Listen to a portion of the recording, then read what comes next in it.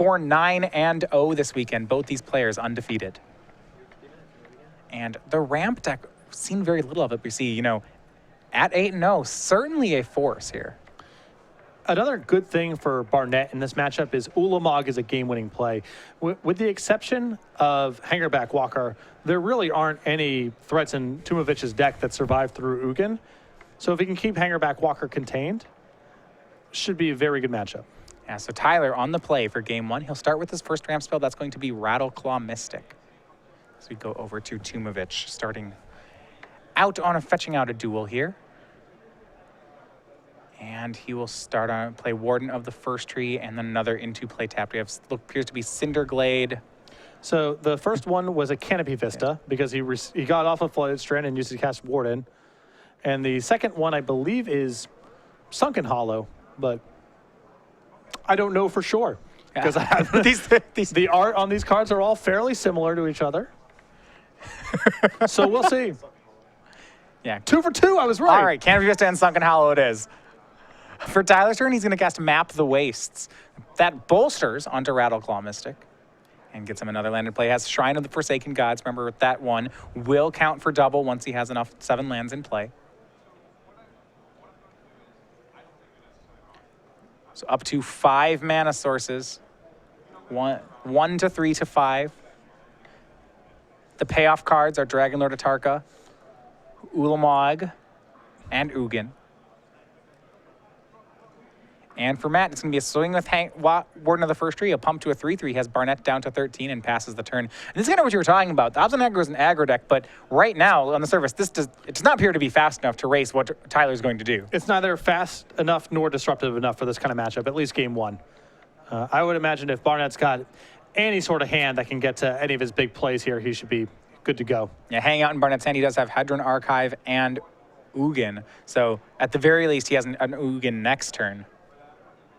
Might even be able to do something more. We see here he's going to go for Sylvan Scrying. See what he grabs here. Some of the...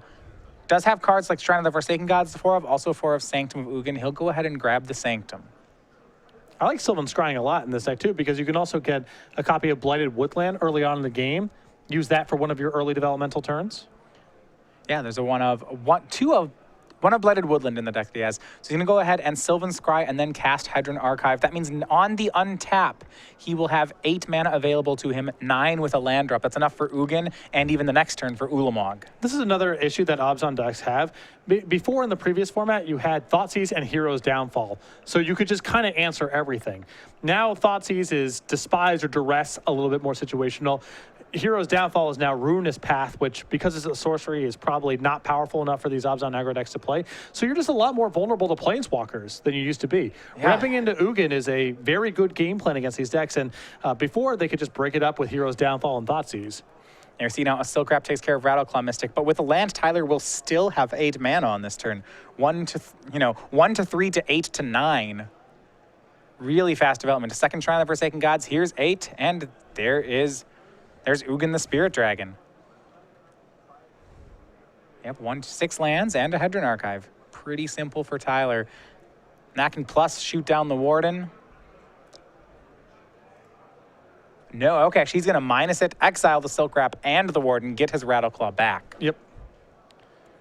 And that was, I believe, the 4th turn of the game, 5th turn of the game, sorry. 5th turn of the game. Still pretty fast for an Ugin against Obzon aggro. Well, not to mention there's, at the pace he's going, he could cast an Ulamog next turn.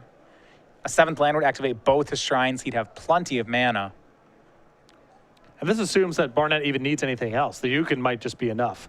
Yeah, unless there's a Ruinous Path in Tumavitch's hand, then it won't. And, Ruinous Path not even in the main deck of these Obzon aggro lists anymore. Yeah, there is no main deck removal, explicit main deck removal for a Planeswalker.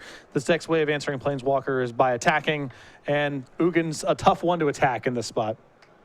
Yeah, so here's the play from Tumavitch. It is Gideon, ally of Zendikar. He can make a knight, but boy, this game one just seems abysmal for the Obzon side. Tumavitch was on the draw with a slow start. Barnett had a reasonable hand, and the game has not felt that competitive. No, we go back over to Barnett. Land 7 will just give him tons of mana. Remember, those shrines count double now. He has 11 available. Radiclaw Mystic will swing, trade with the ally. Now Ugin will -4 to take care of the Gideon. Barnett will pass. So may not have another threat in his hand immediately. He, of course, can crack Hedron Archive, and as soon as he finds one threat, that Sanctum of Ugin will chain him to another threat. A little surprise there for Barnett to minus and take care of the Gideon. After Tumavitch trades with the token, I think Barnett might be better served just bolting Gideon down. Because it's not like Gideon untaps and attacks for lethal, and then you have an Ugin left in play that's still constricting some of Tumavitch's plays. Yeah, I think the reason he's doing it is actually Tyler has a second Ugin in hand, so he's going to be pretty aggressive with the first. That's fine then. That makes sense. Yeah, when you have you have another Ugin. That Ugin is a 7-mana colorless spell, so it sacrifices the Sanctum. He has no shortage of late game huge plays. Yeah, now he has the Haven of the Spirit Dragon here to recur his Ugin. He has another Ugin in hand. He can actually bolt the Siege Rhino twice. That's what he's going to do. There's Ugin. He'll play another Ugin, sacrifice the old one, bolt the Siege Rhino again.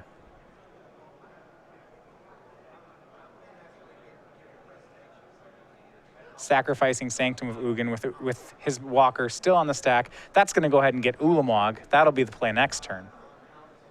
Sanctum of Ugin makes 1 when you cast a colorless spell with converted mana cost 7 or greater. You may sacrifice it and go get a colorless creature. Ulamog being the key one to get here. Now I'll play another Ugin. That'll finish off Siege Rhino. So the board continues to be Tumavitch with no creatures and Barnett with Ugin. And now Ulamog is coming as well. And the Ceaseless Hunger about to hit the board.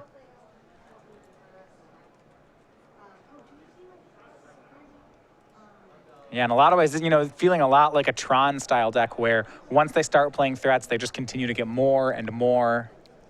We look at this, right? We have a Ugin, Found, Ulamog.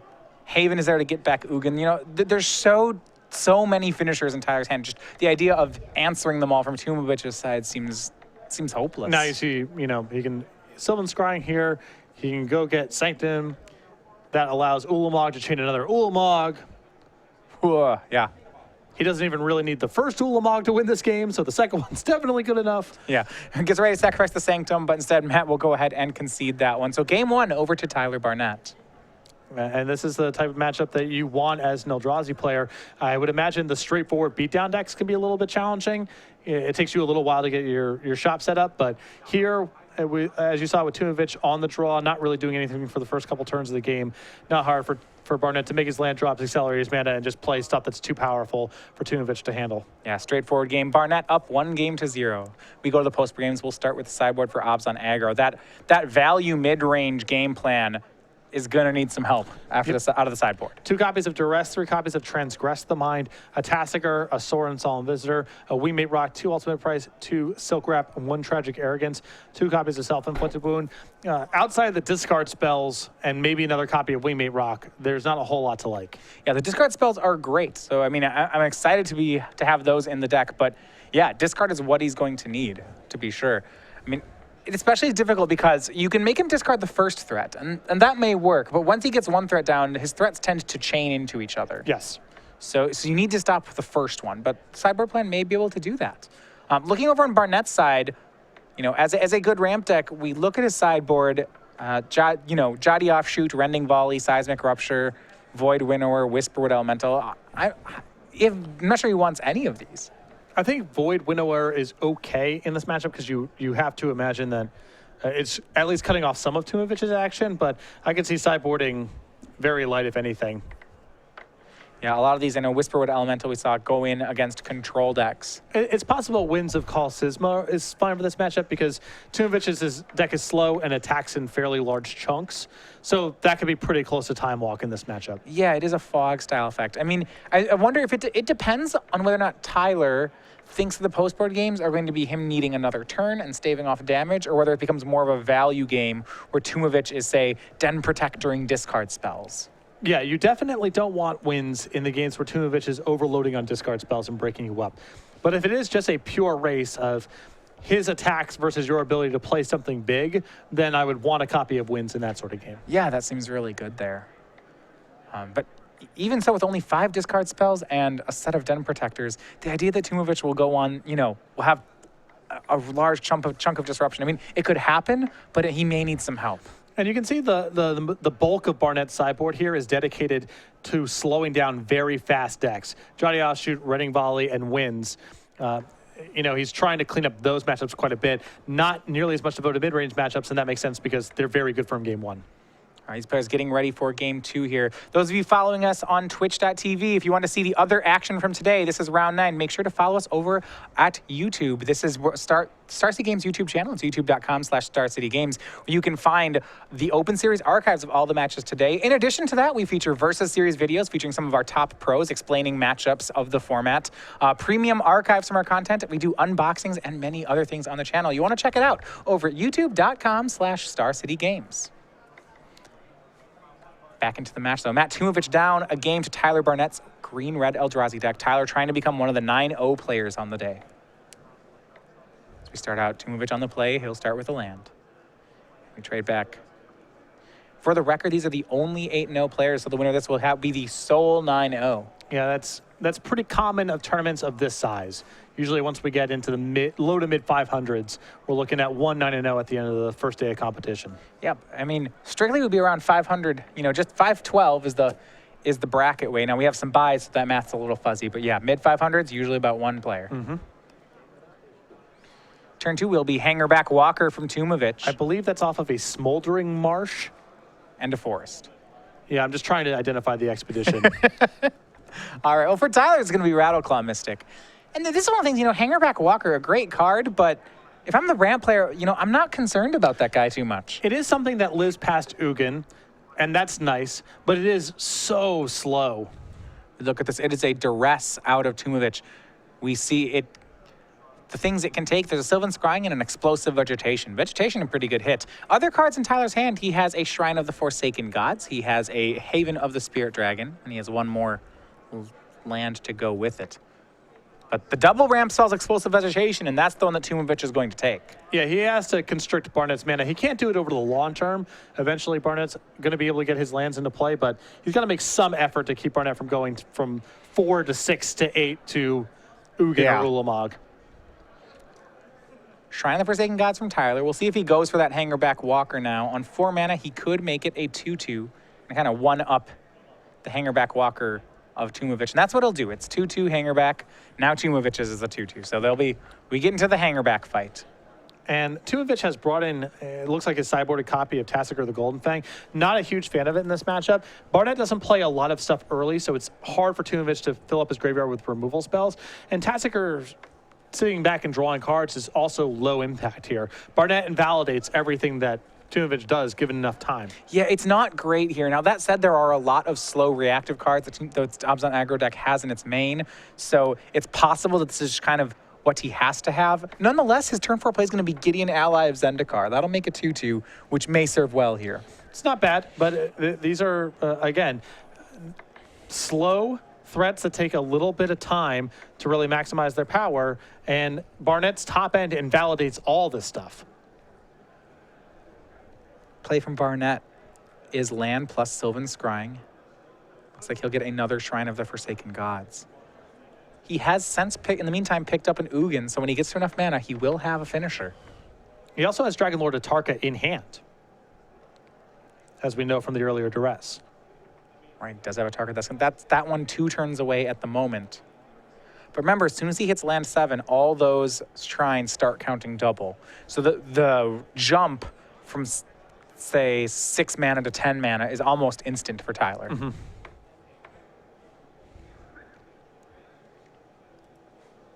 So we go back over to Tumavitch. Last turn he played a Gideon and made a 2-2, so now he has a 2-2 Ally Knight and a 2-2 Hangerback in play. Hasn't dealt any damage to Barnett yet. Barnett with a Hangerback Walker and Rattleclaw on the blocks. That's exactly what I was about to say. Tumavitch has gone Duress, Hangerback Walker, Gideon. I still don't even know if he's in a position to attack this turn. I guess he can plus Gideon and make an Alpha Strike this turn, or at least get in with Gideon, but Barnett's still at 20. It's taken Tumavitch to the 5th turn of the game to be able to attack. Yeah, and that's what he's going to do. So Barnett will drop to 15 on the attack. Some follow-ups for Tumavitch. He has a Tastiger and a Siege Rhino in hand. And that's also a very bad sign for Tumavitch. Barnett had the option there of block with Hangerback Walker, make it a 3-3, and make 3 Thopters. That's a pretty good chump block. He turned it down. Feels like he can do better than that. Real sign of confidence from Barnett if he wants to just wait and end-step pump the Hangerback Walker. And that's what he'll do. So Barnett down to 12 off that Siege Rhino. He'll draw. His draw for turn, I believe, was Hedron Archive. That will speed his ramp up a turn. See, the other shrine that he searched for last turn was the land drop. And now gets to go for the archive.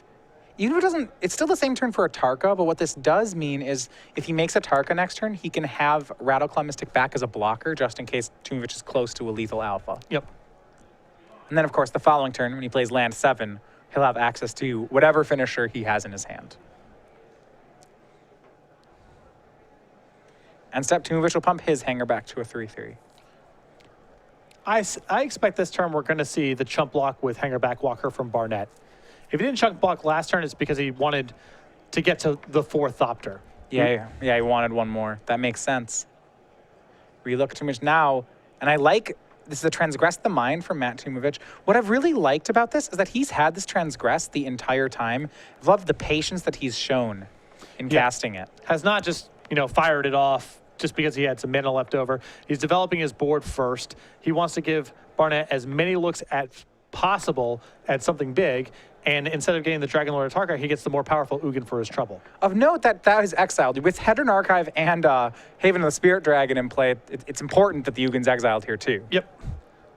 And most devoid spells, possibly all devoid spells that remove something, they're all exiled for processor benefits. Yeah, what's the flavor of the Eldrazi? Eldrazi don't just kill you, you cease to exist.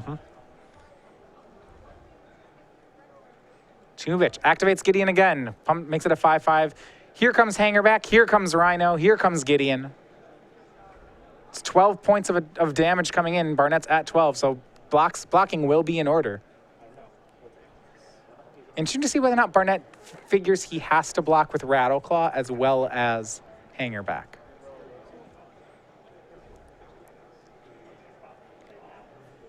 We'll be close here. The worry is that if he blocks Hangerback Walker on Tumavitch's side, then suddenly next turn Tumavitch can make an emblem, have an army of 2/2 flyers, and that's bad news. Well, he can kind of manage it this way where he will make it a 4-4 here, allow the Hangerback Walker to break open, play Dragon Lord Atarka, take care of the Knight and the Thopters that are left over, and have a pretty stable presence on the ground. So this is interesting. So Barnett pumped his Hangerback before damage here, so his Hangerback won the fight, meaning Barnett doesn't have a lot of Thopters to block with next turn. He just has the one Hangerback. Well, I don't know if he needs Thopters to block with next turn. What are Tumavitch's attacks?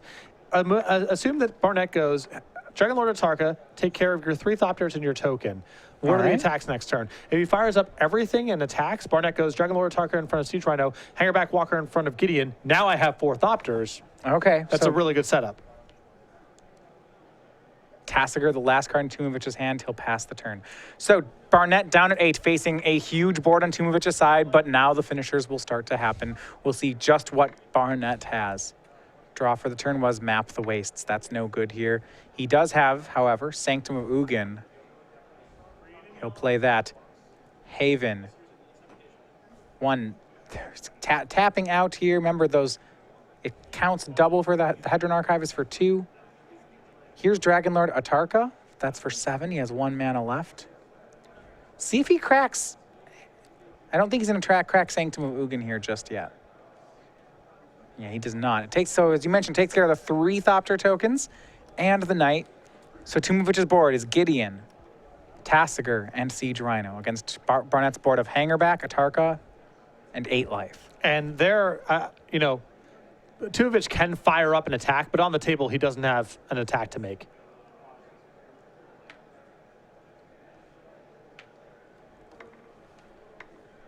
But what did he draw? And that's going to matter so much here.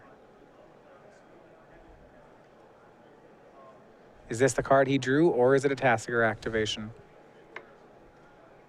It's a Tasker activation. Mills Gideon and land. And Tyler will give him the Gideon. It looks like Matt's draw for the turn was a Flooded Strand. Yeah, really wanted Obzon Charm or some other removal spell there because the attack's lethal. Land for turn. Tyler working with perfect information here.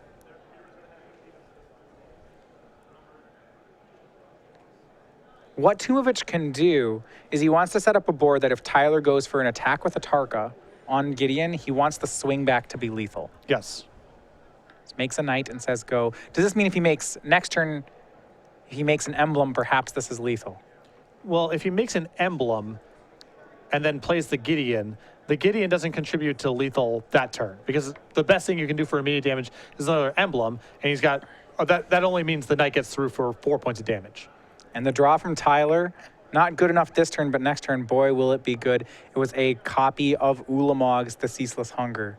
Now, right now, he does not have enough mana. He only has 8, but he does have Map the Wastes, and this will not just put one land into play, but it'll activate both shrines. So this doesn't ramp 1, it ramps 3. Tyler will have 11 mana available next turn. So Tyler just really needs to hold off for one more turn. I think so, right? He should be in very good position. Yeah, he'll have enough mana to cast Ulamog next turn, sacrifice Sanctum Ugin, and get any threat in his deck.